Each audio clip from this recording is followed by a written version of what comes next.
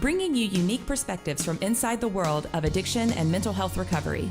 This is Recovery Unscripted.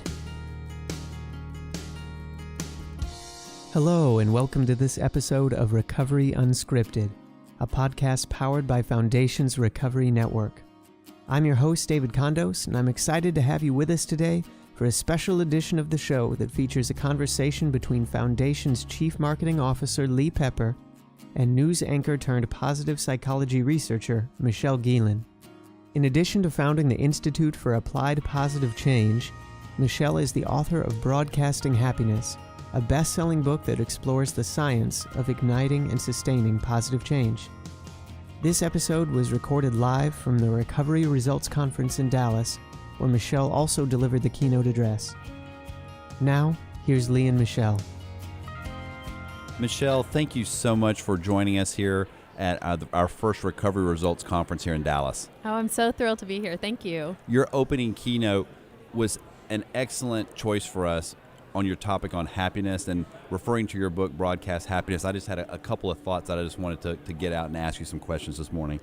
First is you open with, we are all broadcasters. And I wonder if you could just take just a few moments and just comment on what that means to you and how do we become broadcasters? Yeah, absolutely. So what I came to see in the research that I did at the University of Pennsylvania in positive psychology was that this ability to influence others, both in a positive way and a negative way, it's not reserved for people with an official platform, that we are all broadcasting information constantly. So in your job, as a parent, as a teacher, as a leader, you're constantly transmitting information to the people around you through what you say, through your nonverbals, and those small choices actually have significant impacts on how people move through stress, change, and challenges.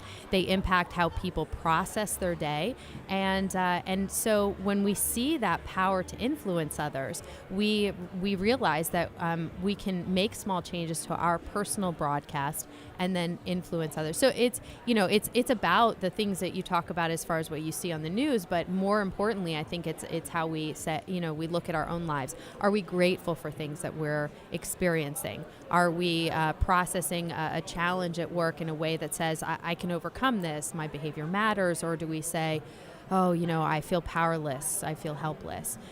Those small changes not only influence the mindset of others, but also in our research we find that they significantly influence business and educational outcomes as well.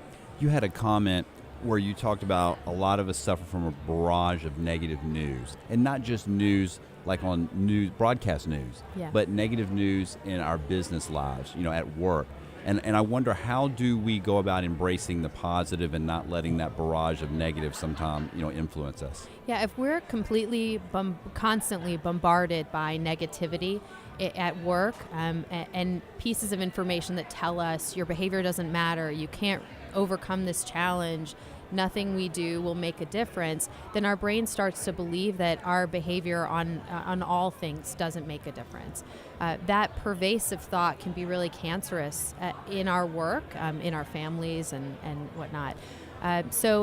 When we start to see that we have the power to create that positive change and our behavior will make a difference, it transforms what we do and how we approach our lives. You referenced, I think it was called positive mindsets, and you had work optimism, positive engagement, and support provisions. And I wonder, when you talk about stress-enhanced training, which I think was related to the second one, how do we translate that stress? How do we go about training ourselves to have a more positive attitude towards stress? So stress can actually be enhancing to the body and mind.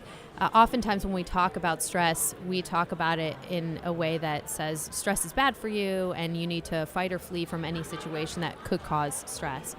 So I don't advocate looking for opportunities for more stress, but when we are presented with a stressful situation, in our research, what we found is that the more that we can see it, own it, and use it, the more we reap the positive benefits. The study that I referenced that we did at UBS, the people who were trained to recognize when they're in a stress state and see the advantages that it actually can provide to the body and mind, experienced a 23% drop in stress-related symptoms like headaches, backaches, and fatigue. So in a nutshell, what it's about is saying, okay, am I experiencing stress right now? Can I relax my body? Can I calm my mind? And then can I see that actually stress can have advantages? It can make me more focused on what I'm doing. It can give me a burst of energy. It can help me reach my deadline more quickly.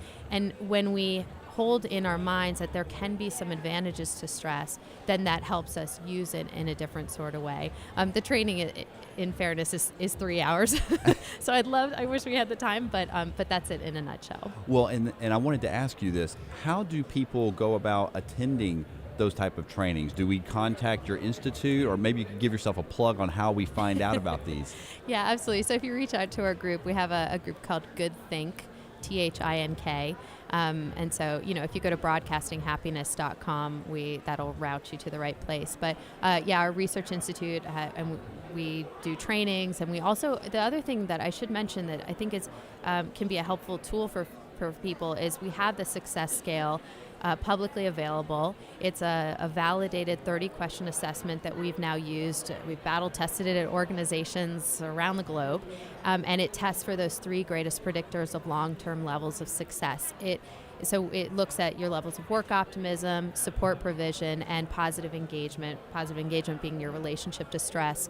So I encourage everyone to go to broadcastinghappiness.com and take it, because not only will you get your own scores, but you'll also receive an interpretive report, which gives you some ideas on what you can do to improve your scores if you've tested lower than you've wished for in a particular area. Will there be a follow-up book to Broadcast Happiness? Oh, I'm sure. I really enjoy the writing process, mostly because, I spent so long at CBS telling stories that I would have loved to have told them a different way, or told them or followed the people through the full arc of the story.